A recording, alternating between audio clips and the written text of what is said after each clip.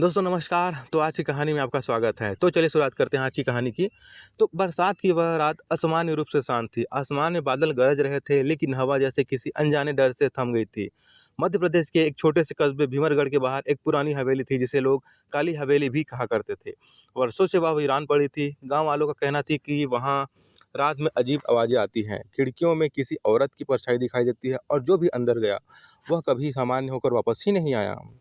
इसी कस्बे में रहता था जासूस अर्जुन राठौर। अर्जुन कोई सरकारी अफ़सर नहीं था, लेकिन उसकी तेज बुद्धि और रहस्यों को सुलझाने की कला के कारण लोग उससे दूर-दूर तक जानते थे। उसने कई ऐसे मामलों को हल किया था जिन्हें पुलिस असंभव मान चुकी थी। एक रात लगभग 11 बजे अर्जुन के घर का दरवाज़ा ज़ोर से खटखटाया गया। कौन? अर्जुन ने पूछा। मैं रमेश हूँ साहब, जल्दी दरवाज़ा खोलिए, उधर से आवाज़ आई। अर्जुन ने दरवाज़ा खोला। सामने गाँव का डरा हुआ चौकीदार रमेश खड़ा था। उसके कपड़े भीगे हुए थे और चेहरा पीला पड़ चुका था। क्या हुआ? अर्जुन ने पूछा। तो उस उधर से आवाज़ आती है, जो चौकीदार थे वो, कि साहब काली हवेली में एक लाश मिली है। अर्जुन की आंखें सिकुड़ गई। अर्जुन ने पूछा, किसकी लाश? तो चौकीदार बोले, शहर से आए प्रोफेसर विनायक की। प्रोफेसर विनायक इतिहास के विद्वान थे। पिछले कुछ दिनों से वे उस हवेली पर शोध कर रहे थे। उनका दावा था कि हवेली में अंग्रेज़ों के समय का कोई बड़ा रहस्य छिपा है। अर्जुन तुरंत रमेश के साथ हवेली की ओर निकल पड़ा। बारिश तेज हो चुकी थी। बिजली चमकते ही हवेली की टूटी दीवारें किसी दानव की तरह दिखाई देती थी। मुख्य दरवाज़ा आधा खुला हुआ था और अंदर घुसते ही सीलन और धूल की गंध महसूस हुई। कमरे के बीचों बीच प्रोफेसर विनायक की लाश पड़ी थी। उनकी आंखें खुली थी, जैसे मरने से पहले उन्होंने कोई भयानक चीज़ देखी हो। उनके हाथ में एक पुराना कागज़ था, जिस पर सिर्फ एक शब्द लिखा था, तहखाना। पुलिस इंस्पेक्टर देवेंद्र भी वहां मौजूद थे। अर्जुन, मामला अजीब है, उन्होंने कहा। कमरे के सारे दरवाजे अंदर से बंद थे। ऐसा लगता था जैसे हत्या किसी भूत ने की हो। अर्जुन हल्का मुस्कुराया। भूत कभी सबूत नहीं छोड़ते इंस्पेक्टर साहब। अर्जुन ने कमरे की जांच शुरू की। फर्श पर मिट्टी के निशान थे। ऐसा लग रहा था कि कोई भारी जूते पहनकर वहां आया हो, लेकिन वे निशान अचानक दीवार के पास जाकर गायब हो गए थे। अजीब, अर्जुन बुदबुदाया। तभी उसकी नज़र दीवार पर पड़ी एक पुरानी पेंटिंग पर गई। पेंटिंग थोड़ा टेढ़ी थी। उसने उसे हटाया तो पीछे लोहे का एक छोटा सा लीवर दिखाई दिया। लीवर दबाते ही दीवार धीरे धीरे खिसकने लगी। गुप्त रास्ता। इंस्पेक्टर देवेंद्र चौंक पड़े। नीचे जाने वाली सीढ़ियाँ दिखाई दी। हवा से सड़ी बदबू हुई आवाज़, मतलब बदबू की भी आवाज़ आ रही थी। और जो अर्जुन टार्च लेकर नीचे उतरे, तहखाना बहुत बड़ा था। वहाँ पुराने संदूक, लकड़ी के बक्से और अंग्रेज़ों के समय के हथियार पड़े थे। लेकिन सबसे चौंकाने वाली चीज़ थी, वो थी दीवार पर बना एक नक्शा। नक्शे में हवेली के नीचे सुरंगों का जाल था। तो यह सिर्फ हवेली नहीं थी, किसी गुप्त अड्डे की तरह इस्तेमाल होती थी। अर्जुन बोला। तभी पीछे से आवाज़ आती है, आपको यहाँ नहीं आना चाहिए था। अर्जुन पलटा। सामने काले कपड़ों में एक आदमी खड़ा था। उसके हाथ में बंदूक थी। अर्जुन ने पूछा, तुम कौन हो? आदमी हंसा। जिस रहस्यमय प्रोफेसर को खोज लिया गया था, वो तुम ही हो, उससे करीब आ गए हो। जी हाँ, वो वही प्रोफेसर थे जो गायब हो गए थे। उसने गोली चला दी। अर्जुन तुरंत नीचे झुका। गोली दीवार से टकराई। इंस्पेक्टर देवेंद्र ने जवाबी फायर किया, लेकिन वह आदमी अंधेरे में गायब हो गया। अर्जुन ने उसका पीछा किया। सुरंग बहुत लंबी थी और आखिर के जंगल के पास खुलती थी। बाहर पहुंचते ही उन्होंने एक काली जीप तेजी से भागती देखी। देवेंद्र ने कहा, वो भाग गया। लेकिन अर्जुन की नज़र जमीन पर पड़ी एक चीज़ पर पड़ी। वो था एक चांदी का लॉकेट। उस लॉकेट पर अंग्रेजी में अक्षर खुदे थे, RK।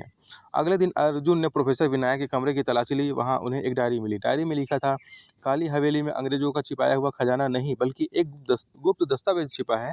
यह दस्तावेज कई प्रभावशाली लोगों के काले राज खोल सकता है। कोई नहीं चाहता यह सच बाहर आए। डायरी के आखिरी पन्ने पर एक नाम लिखा था, राघव कपूर। राघव कपूर शहर का एक बहुत बड़ा व्यवसायी था। उसकी छवि समाज सेवी की थी। अर्जुन सीधे उसके बंगले पर पहुंचा। प्रोफेसर विनायक को जानते हो? अर्जुन ने पूछा। राघव ने शांत स्वर में कहा, सिर्फ नाम सुना था। लेकिन तभी अर्जुन की नज़र उनके गले पर गई। वहाँ लॉकेट की चेन का निशान था। आपका लॉकेट कहाँ है मिस्टर कपूर? अर्जुन ने पूछा।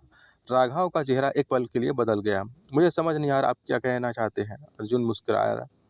कल रात हवेली में किसी लॉकेट गिर गया था, उस पर RK लिखा था। राघव कुछ पल चुप रहा, फिर बोला, ठीक है मैं हवेली गया था, लेकिन मैंने हत्या नहीं की है। तो फिर वहाँ क्यों गए थे?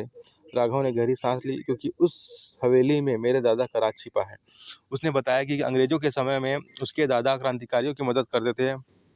हवेली के तहखानों में कई गुप्त दस्तावेज छिपाए गए थे, लेकिन बाद में कुछ भ्रष्ट अधिकारियों ने उन दस्तावेजों का इस्तेमाल ब्लैकमेल करने के लिए किया। प्रोफेसर सच के करीब पहुंच गए थे। राघव बोला, मैं सिर्फ उन कागजों को नष्ट करना चाहता था, लेकिन किसी और ने प्रोफेसर की हत्या कर दी। अर्जुन ने कहा, अब मामला और उलझ चुका था। उस रात अर्जुन फिर हवेली पर पहुंचा। उसे यकीन था कि हत्यारा दोबारा आएगा। आधी रात के करीब तहखाने से आवाज़ आई। अर्जुन धीरे धीरे नीचे उतरा। वहाँ एक आदमी पुराने संदूक को खोल रहा था। रुको, अर्जुन चिल्लाया। आदमी भागने लगा। अर्जुन ने उसका पीछा किया। सुरंगों में दौड़ते हुए आखिरकार उसने उसे पकड़ लिया। जब नकाब हटाया गया तो इंस्पेक्टर देवेंद्र हैरान रह गए। डॉक्टर समीर? डॉक्टर समीर कस्बे का सम्मानित व्यक्ति था। तुमने हत्या क्यों की? अर्जुन ने पूछा। समीर हंस पड़ा। क्योंकि प्रोफेसर को पता चल गया था। उसने बताया कि वर्षों पहले उसके पिता हवेली के गुप्त दस्तावेजों की तस्करी करते थे। उन दस्तावेजों में कई नेताओं और व्यापारियों के अपराध दर्ज थे। समीर उन्हीं कागजों के सहारे लोगों को ब्लैकमेल किया करता था। प्रोफेसर ने मुझे तहखाने में देख लिया था, समीर बोला, इसलिए मुझे उसे मारना पड़ा। लेकिन बंद कमरा? देवेंद्र ने पूछा। समीर मुस्कुराया। गुप्त रास्ता? हत्या के बाद मैं उसी रास्ते से बाहर निकल गया। अर्जुन ने कहा, और भूत क्या हुआ है? वो भी मैंने फैलाई ताकि कोई हवेली के पास ना आए। तभी अचानक हवेली की बिजली जैसी आवाज़ गूंजी। पुरानी दीवारें हिलने लगी। ये क्या है? देवेंद्र चिल्लाए। अर्जुन ने देखा कि तहखाने की छत दरक रही थी। सब बाहर भागे। तीनों तेजी से सुरंग की ओर दौड़े। पीछे से पत्थर गिरने लगे। समीर भागने की कोशिश कर रहा था, लेकिन उसका पैर फंस गया। मुझे बचाओ, वह चीखा। अर्जुन कुछ पल के लिए रुका। वह अपराधी था, लेकिन इंसान भी। उसने समीर का हाथ पकड़ लिया और पूरी ताकत से उसे बाहर खींच लिया।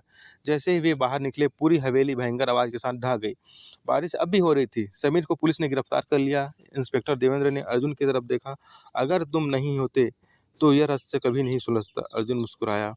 हर रहस्य के पीछे कोई ना कोई सच छिपा जरूर होता है, और सच चाहे जितना भी डरावना हो, एक दिन सामने आ ही जाता है। कुछ दिनों बाद अखबारों में खबर छपी थी, काली हवेली का रहस्य सुलझा। लेकिन कहानी यही खत्म नहीं हुई। एक रात अर्जुन अपने कमरे में बैठा था, तभी उसे डाक से एक पुराना लिफाफा मिला। उसमें सिर्फ एक तस्वीर थी। तस्वीर में वही तहखाना दिखाई दे रहा था, लेकिन मलबे के